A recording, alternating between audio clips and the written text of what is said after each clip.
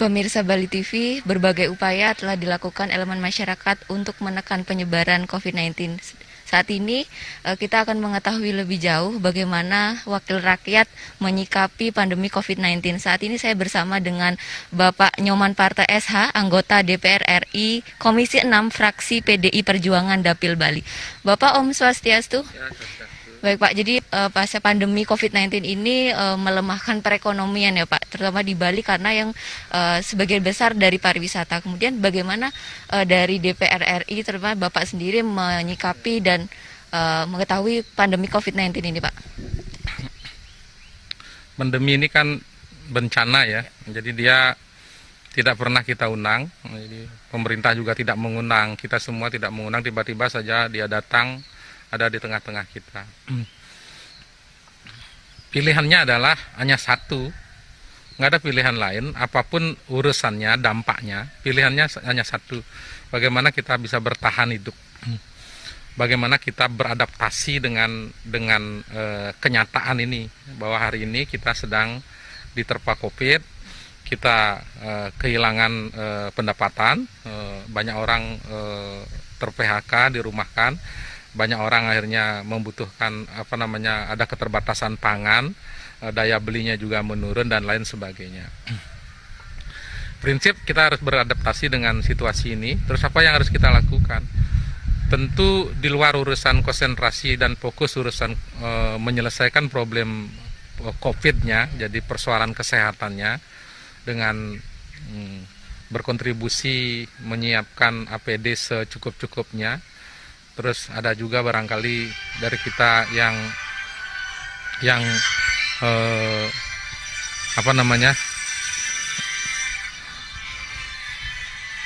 berbagi sembako. Kalau saya sendiri merasa ini ada momentum kita untuk melakukan gerakan menanam. Kita punya waktu dan ternyata ada contoh yang sangat penting yang kita bisa jadikan contoh ketika situasi seperti sekarang.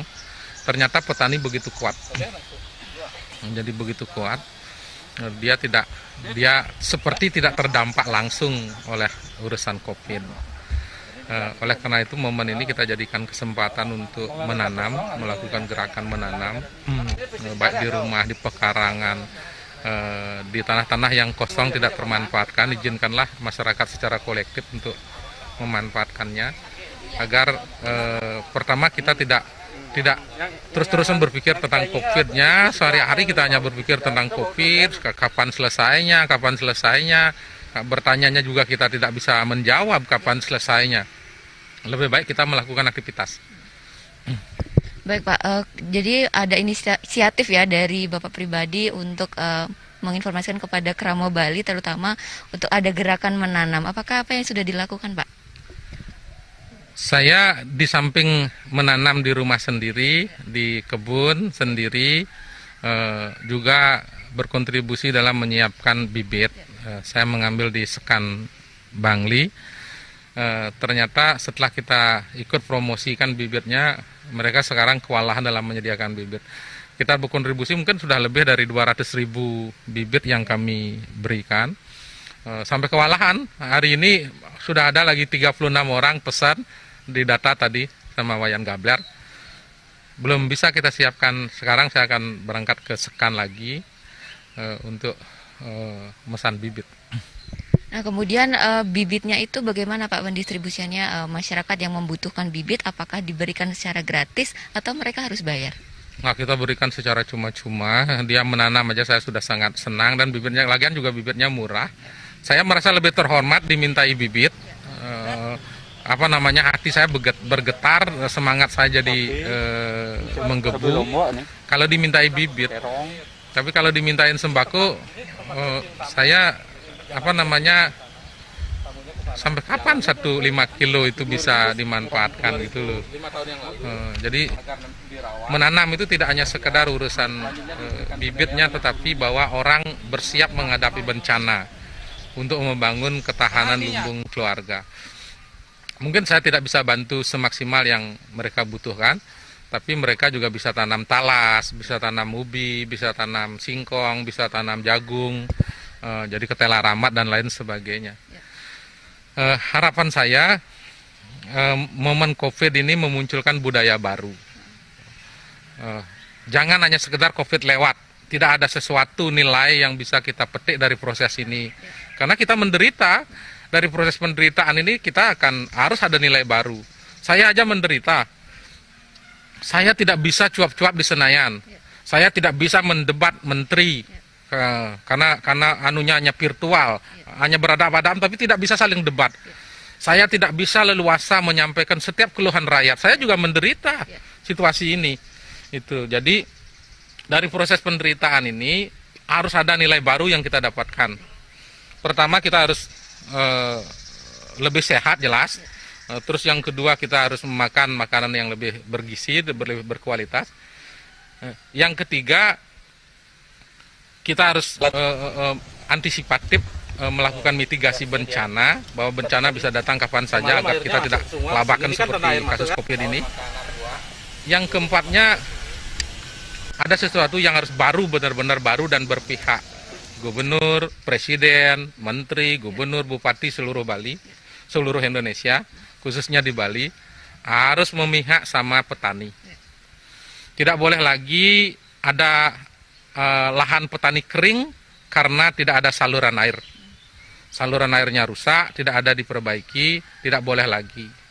Hari ini dia yang paling hebat untuk bertahan dan membantu kita. Yang kedua, tidak boleh lagi hasil petani, panen petani tidak terbeli. Harus dibangun sistem bagaimana membuat badan pangan daerah, badan pangan nasional di luar Bulog yang bisa mengambil ketika petani panen dan ketika sedang tidak panen, bagaimana mengatur itu, mengatur suplai dan demamnya. Jadi bisa dilakukan dengan membuat badan pangan daerah. Yang ketiga, sudah saatnya pemerintah itu melakukan kolaborasi, bahkan lebih radikal, lebih ekstrim, melakukan substitusi, yaitu bagaimana mengajak rakyat Indonesia berubah dari hanya makan beras murni, tok, dikolaborasi dengan umbi-umbian, atau bahkan diganti. Kenapa? Karena beras, jagung, ubi, ketela, kentang itu sama-sama karbohidratnya. Proteinnya juga sama-sama ada proteinnya, gizinya juga sama-sama, vitaminnya juga sama. Bahkan ada kelebihannya umbi-umbian itu. Umbi-umbian itu sedikit gula, minimal gula, dia pasti tidak menimbulkan diabetes. Ya buktinya orang tua kita dulu kan nggak ada diabetes karena dia makan jagung, dia makan ubi, dia makan lain segalanya. Hari ini kita kelebihan karbohidrat, seperti saya ini kan kelebihan karbohidrat, jadi gendut. Itu anak-anak kita banyak yang gendut hari ini karena kelebihan karbohidrat. Nah, kita mencoba untuk dikolaborasi, membangun budaya baru, mengkolaborasi beras dengan umbi-umbian. Satu. Yang kedua bahkan mensubstitusi, menggantikan momen tertentu. Mungkin makan paginya, sarapan paginya tidak beras lagi, tapi sudah umbi-umbian. Atau barangkali sorenya gitu, atau petangnya, gitulah intinya. Lebih lanjut adalah bagaimana agar kita lebih menyiapkan sistem pemberdayaan dalam kaitan menanam umbi-umbian ini. Karena contoh misalnya agak jauh sedikit, Vietnam bisa mengirim, dia negara yang lebih kecil dari kita, penduduknya lebih sedikit, tapi dia bisa membawa berasnya ke Indonesia. Iya kan? Sementara kita negara yang sangat besar, luas, negara agraris. Sesungguhnya kalau saja kita tanami umbi-umbian ini, kita tanami kentang, kita tanami talas dan lain sebagainya umbian-umbian ini, kita tidak akan tergantung dengan beras. Tinggal dididik aja, kan kebutuhan kalori itu kita dari kecil tidak pernah diajarkan. Sesungguhnya berapa sih kita membutuhkan kalori, seberapa kita membutuhkan gizi, seberapa tubuh itu membutuhkan karbohidrat. Kan dari kecil kita tidak diajarkan, sementara di negara lain dia memang diajarkan dari kecil kebutuhan gizinya itu. Jadi kita harus mulai menunjukkan budaya baru. Karena kalau beras Kalau beras, padi maksudnya dia bisa tumbuh ketika musim-musim air. Dan dia membutuhkan air, dia membutuhkan lahan yang jelas, yang pasti. Kalau umbi-umbian, setiap ada tanah, dimanapun, di pojokan, di pinggiran, di tebing, di gunung, di mana saja, itu bisa tumbuh. Dan tanah Indonesia terlalu luas. Jadi kita harus kembali mengkolaborasi itu. Itu budaya baru yang ingin kita harus dapatkan ketika COVID pergi dari tengah-tengah kita. Baik, Pak Man, sebagai wakil rakyat ya dari Bali nih, strategi untuk Krama, kemudian harapan kepada Pemprov dan pemerintah kabupaten kota itu apa, Pak Man, pasca COVID ini? Karena kan recovery-nya kan tidak cepat gitu, pasca COVID ini kan akan butuh waktu yang lama gitu. Ya, jadi gerakan menanam ini tentu hasilnya baru 3 bulan. Ya. Tetapi kita harus sadari merecover ekonomi Bali. Jadi memberikan kembali orang yang kehilangan pekerjaan, di PHK, dirumahkan untuk kembali bekerja, ini tidak cepat. Kalau kita bicara tentang APBD pun, mungkin 2021 baru APBD-nya mulai agak sehat. Jadi lama ini, karena ini lama ya, kita pemerintah harus terlibat, ya, penyediaan bibit. Pemerintah juga menginstruksikan kepada masyarakat yang punya tanah, yang tanahnya kosong, tidak termanfaatkan, bahkan jadi simbol keangkuhan orang kaya gitu, itu agar diberikan menggarap selama COVID ini kepada masyarakat secara kolektif. Pemerintah juga harus lebih berpihak sama petani. Jadi kalau hari ini ada sayur petani yang sampai berlebih karena hotel dan restoran tutup, pemerintah jadikanlah itu bagian dari yang dibagikan kepada rakyat. Jadi di samping beras juga ada kentang, ada sayur dan lain sebagainya. Mungkin juga bisa daging ayam agar daging ayam tidak jeblok seperti ini. Mungkin juga bisa daging babi juga, karena di Bali dominan juga makan daging babi. Boleh makan daging babi. Juga babi agar babi tidak turun harganya seperti sekarang gitu. Baik Pak Man, mungkin terakhir motivasi kepada Krama Bali di tengah pandemi COVID-19 ini. Orang Bali ini harus kuat. Harusnya memang harus kuat. Kita punya segalanya. Kita punya dadil, kita punya pura ibu, jagalah keluarga terkecil.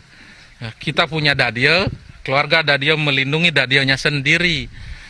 Kita punya desa adat yang sangat kuat. Desa adat melindungi keramonya. Saya yakin kita akan bisa melewati COVID ini dengan baik dan selamat. Baik Pak Man, terima kasih informasinya. Sehat-sehat selalu. Ya, terima kasih. Baik pemirsa, demikian wawancara saya bersama anggota DPR RI Dapil Bali, Bapak Nyoman Parta SH. Baik, demikian laporan kami. Saya Dewi Yuneri, sampai jumpa.